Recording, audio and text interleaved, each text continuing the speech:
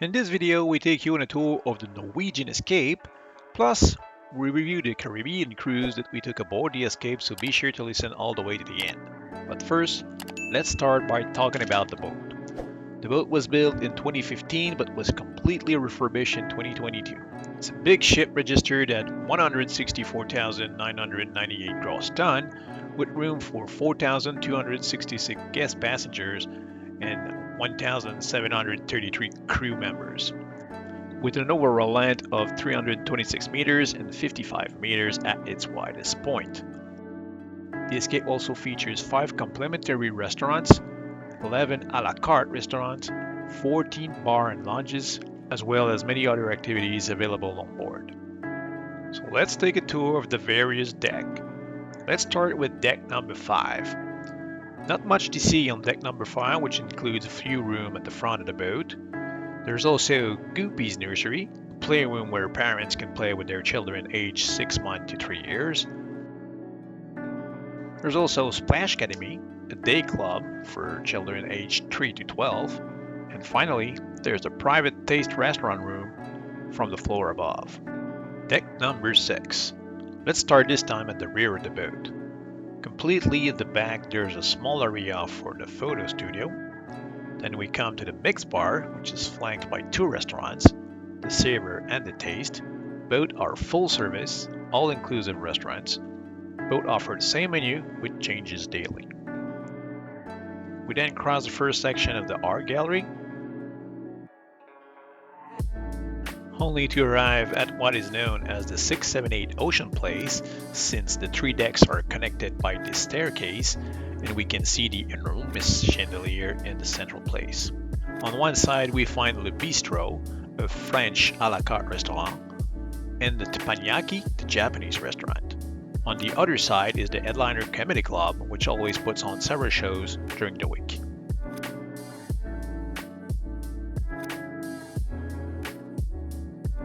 After the second section of the art gallery, you come in the atrium, where there's almost non-stop entertainment and activities.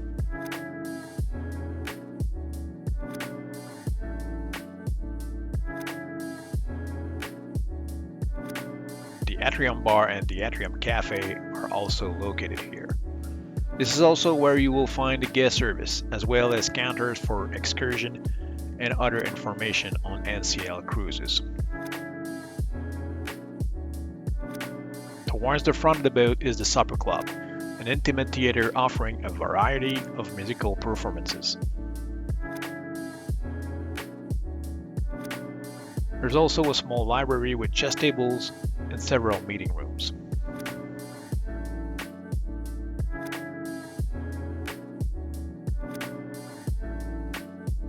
Deck 7 is where you enter the ship for the first time. Completely forward is the Escape Theater, where you can enjoy some great shows, including the Choir of Man, which was present during our visit.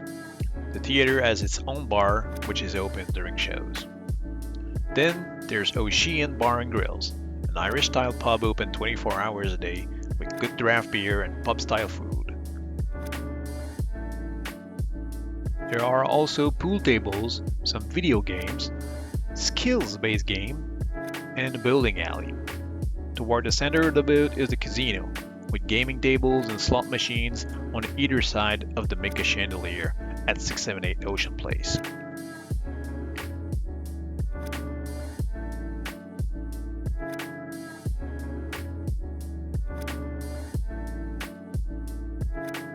There's also the Skyline Bar, which serves several purposes. Obviously as a bar, but also as a dance floor, a karaoke place, and even as an activity room during the day. At the far end of the boat is the third dining room, the Manhattan Room, with a different menu from the first 2 and a small stage for 1 or more musicians. Outside the boat there are shuffleboard courts right next to the lifeboats.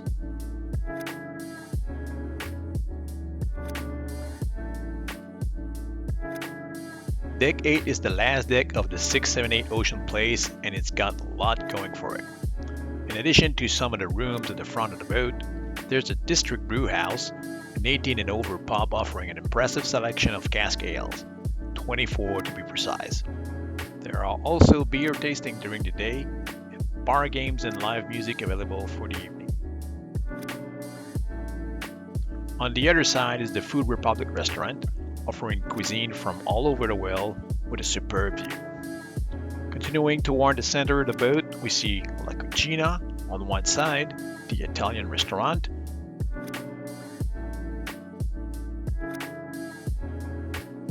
and the Poorhouse on the other, which specialize in cocktails and also serve as a presentation room or showroom from time to time.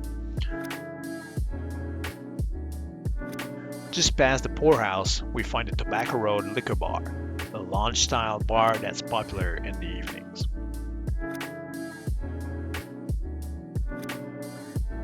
In the Chandelier section, on one side we have the Cellars, a wine bar where tasting workshops are held. On the other side we have Sugarcane, a mojito bar,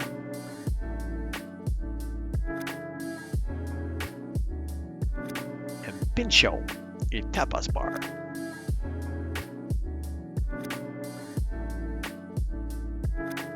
There's also the Bayamo by Ocean Blue, the seafood restaurant. It's a small restaurant, but still offer a great view of the waterfront. Then there's a big section reserved for duty-free stores. There are watches and jewelry to suit all taste. There's also a small boutique stocked with various escape souvenirs, as well as a selection of alcoholic beverages and other products.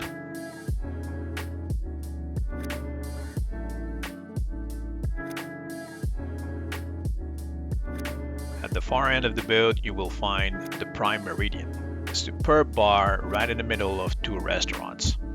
The Moderno Churrascaria, Brazilian cuisine restaurant, and the Cagney Steakhouse, which I can't recommend highly enough. Deck number 8 is also the access to the so-called waterfront, which is simply a balcony that runs almost the entire length of the ship. It's a superb place to relax to the sound of the waves. There are chairs and sofa all along the waterfront, as well as several bars if you fancy a drink. The waterfront is also where you'll find the Dolce Gelato if you feel for an ice cream or a Starbucks coffee. An interesting feature of all the decks near the elevator shaft at the front and the rear of the boats are the touchscreens. These are really useful to know what is going on the boat, but also to find a restaurant, a bar, or even your room if you forgot where it was. For example, if I want to look for a restaurant, I just click on dining. It will show me the list of available restaurants. I will click then the name of the restaurant. So if I click the name, it will give me the detail for this restaurant. If I click on the Map It button, it will show me the direction just like a GPS would to get from where I am right now to that restaurant. So here I'm on deck 8 and they tell me so I need to go to deck 16 and then go toward the back of the ship. Also next to the elevators are these little panels where it will indicate you where you are exactly on the ship, as well as a summary for each of the deck so you can orient yourself better. In order to be more efficient when you are using elevators to go to another deck, make sure you look at the numbers on top of these because they don't necessarily go to all the deck. Decks 9 to 15 are reserved exclusively for bedrooms. Of course, there are many different types of rooms aboard the Escape. There's something for every need and every wallet. When we were on board, we had an interior room on the 9th floor, but here are some images to give you an idea of some of the room types.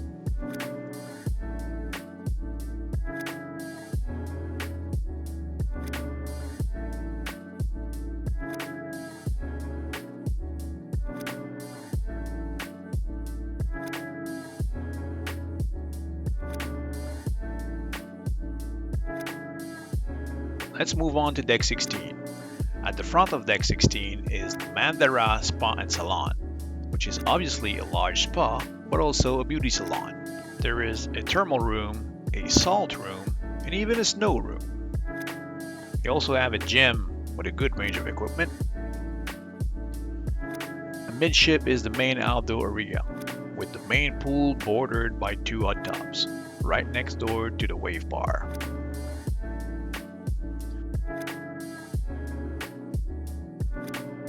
The 16 is also where the beach towels are distributed, right in front of the kids' aqua park.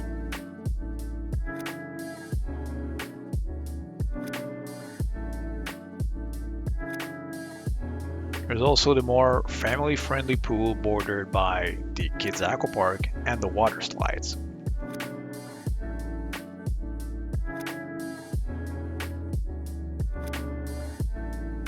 There's plenty of chairs on both sides of the deck. And the pièce of résistance of the 16 is the garden cafe, which happens to be the buffet.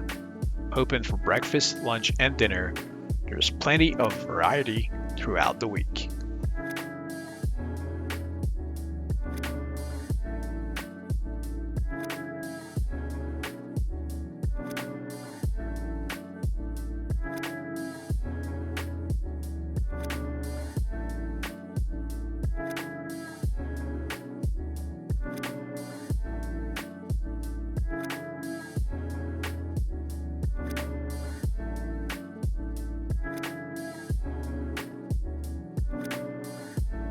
On deck 17 at the front is a large section comprising the Avon Lounge and Courtyard, obviously reserved for the Avon customers.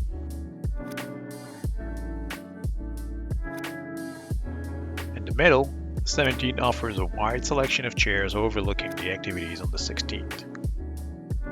At the rear is the American Diner, one of the a la carte restaurants.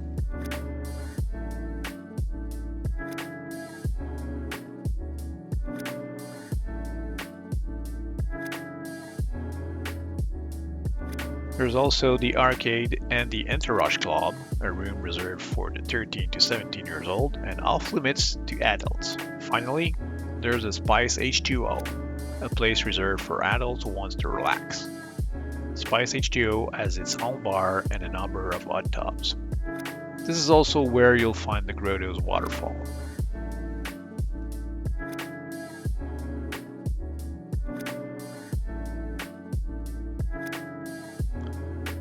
Deck 18 is home to the ship's largest suite. These are literally apartments on the sea.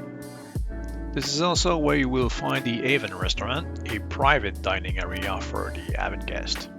There's also a small deck portion with chairs overlooking midship. At the stern of the boat is the entrance to the rope course. This extends over 3 decks and the full width of the boat. The zip lines and the various obstacles will satisfy trail seekers.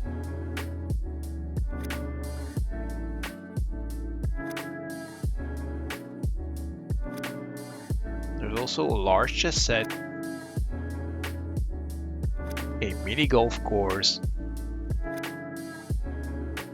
and a bowling alley. On deck 19 there are a number of hot tubs, several chairs, and a small bar.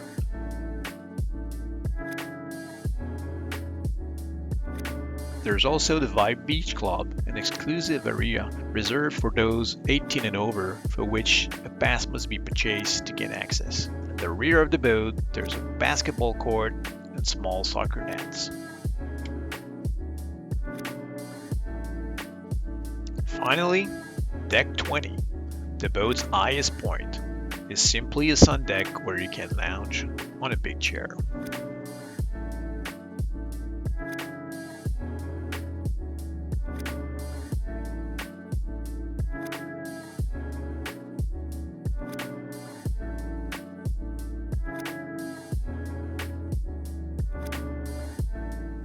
Alright, so just like I said at the beginning of the video, we're going to do a little review of the cruise that we did aboard the Norwegian Escape. It was the Caribbean cruise. It was a 8-day, 7-night trip, round trip back to Orlando. So we were leaving from Orlando, and it had 4 stops basically on the way. We stopped to Puerto Plata in Dominican Republic, St. Thomas, Tortola, and then Stirrup Cay in the Bahamas, which is the private island of NCL. Maybe we can start by talking about the experience that we had aboard the Escape first. It was our first cruise. So, I mean, we can't compare with other ship or cruise line or anything like that, but we've been to like a good number of resort in the Caribbean. And so we can compare, you know, the resort versus the cruise ship. But it was a totally different experience. Not saying that the resort are not good, but it was just like another level compared to a resort in the South. I think from service, I think that's what most stand out is the crew aboard the ship.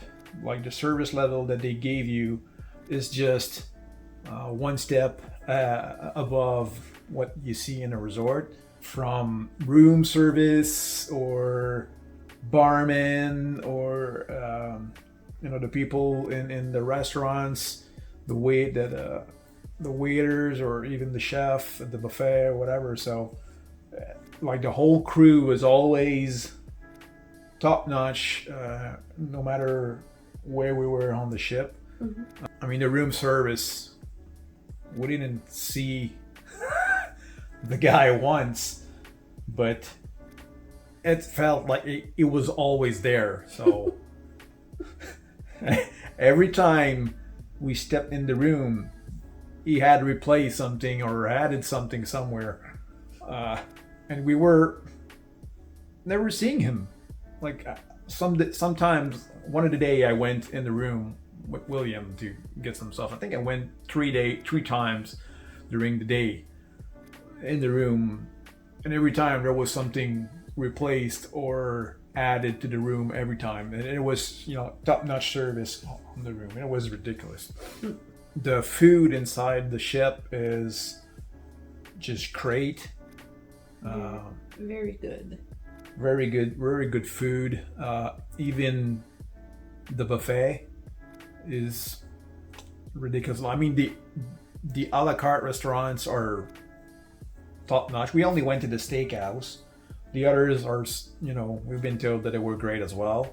And the the dining rooms that were complimentary, they were great. Service was amazing. The food was good. But we went to the buffet a lot for breakfast, for lunch, for dinner, and it was just great.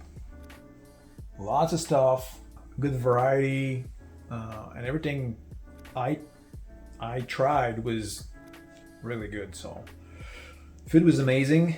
The fish you ate with the fish was with William. I don't know, I can't remember what it was, but it was out of this world. It was one of the best fish I've tasted in my life. So and in the first few days I couldn't find any fish. Like there was a lot of stuff, meats and whatever, but for some reason I didn't find any fish. But when he got there, I was like, oh, okay, now I'm gonna have some fish. I'm like, oh, wait a minute, that was good. So, but everything was good from desserts. There was a Chinese stuff. There was pasta, Indian. The Indian food was good. You know, Mexican. everything was good. The crepes were good. The bacon was good. Mm-hmm. Really good, crispy bacon, like we like it. So no, yeah, the food was great, and the activities on board were good. I mean, the entertainment was great.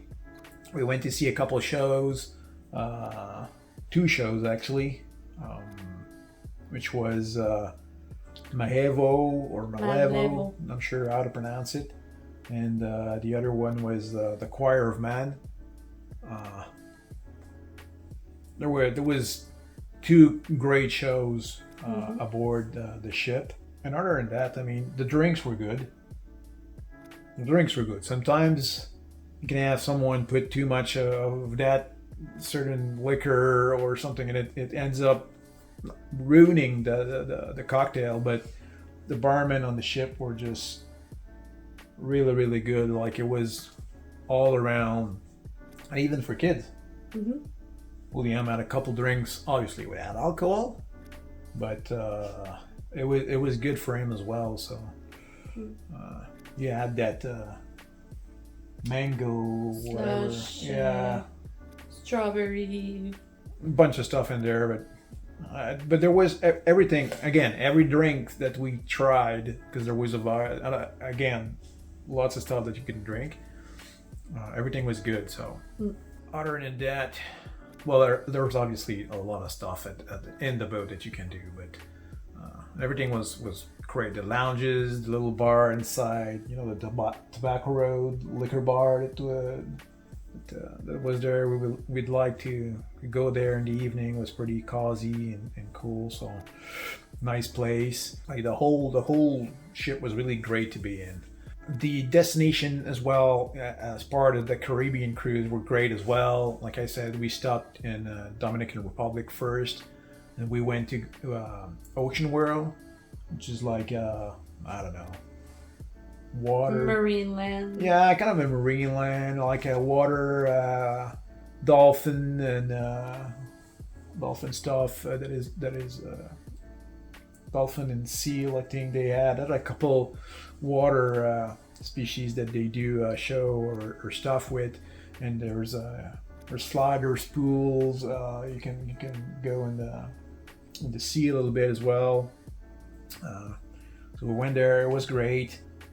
St. Thomas and Tortola, we went to the beach. These were beautiful beaches. Mm-hmm. Obviously, didn't went to all of them. We chose one during the day, and we did it. And Stirrup Cay was just great.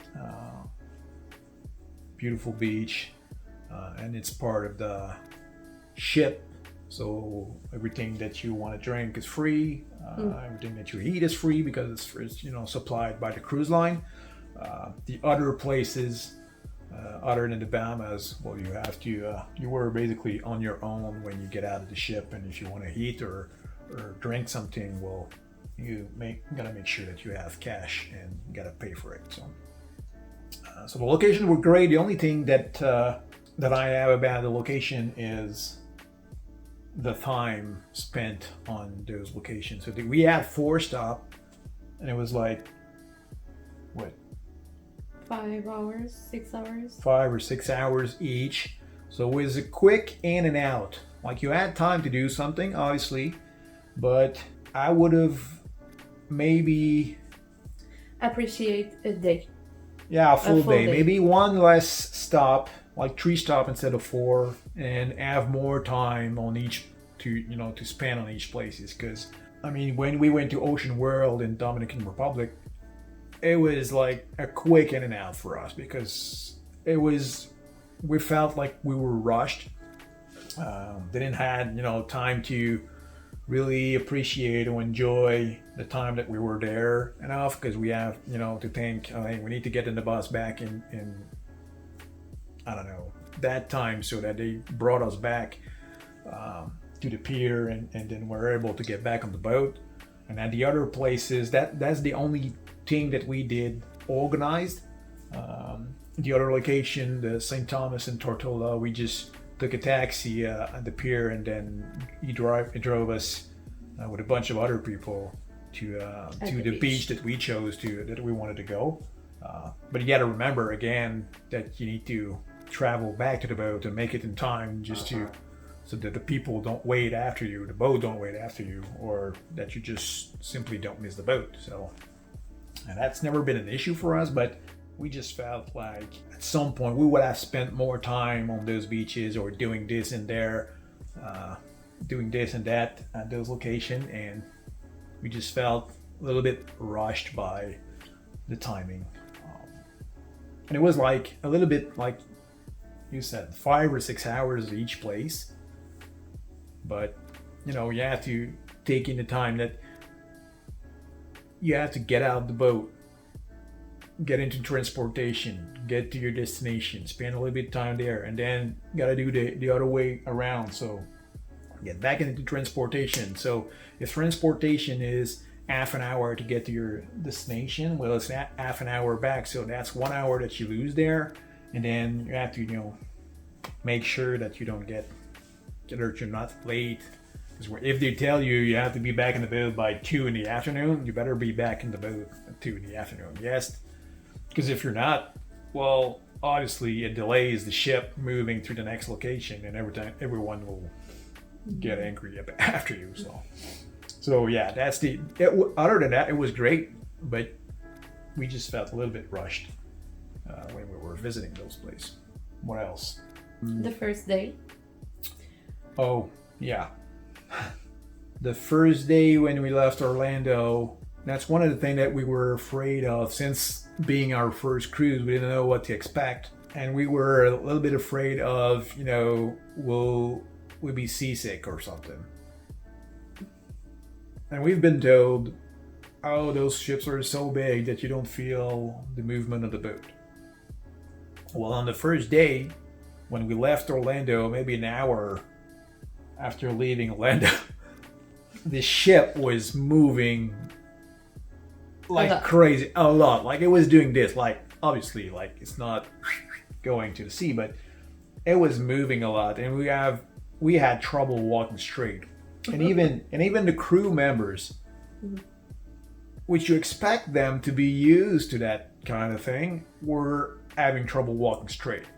And I'm just guessing, like the sea was very bad at that moment, and I personally felt sick, and we went to bed really early that day. Anyway, we were super tired because we had, haven't slept much with the plane transfer and everything. But yeah, we went to bed really early, but the next, the day after, we didn't felt anything. It was just great. Yeah. But that first day was rough. So, the good thing is it was only like a couple of hours, and then the rest of the trip was just amazing. Even when we went back to Orlando, didn't felt anything. So it was just great.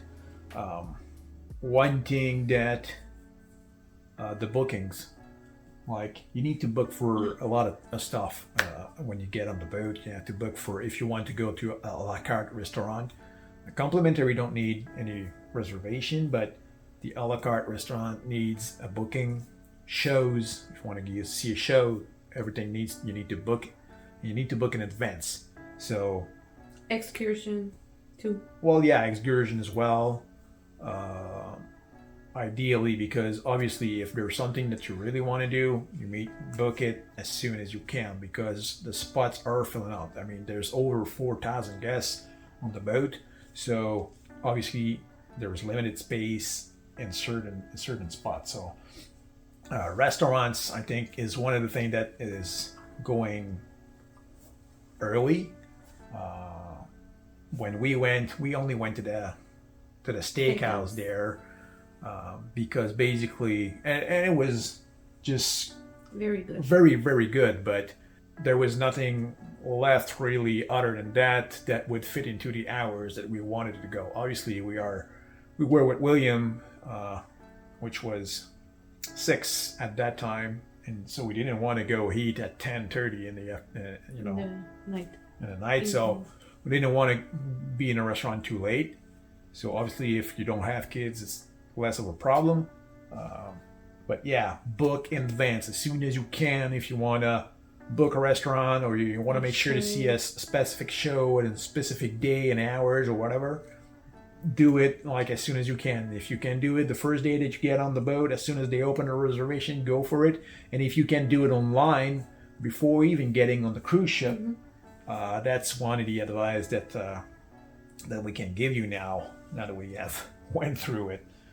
Something that we didn't do, and it did limit us on the choices that we have. So, but yeah, I would, despite that, I would still recommend the Norwegian Escape for a ship to go on a cruise to.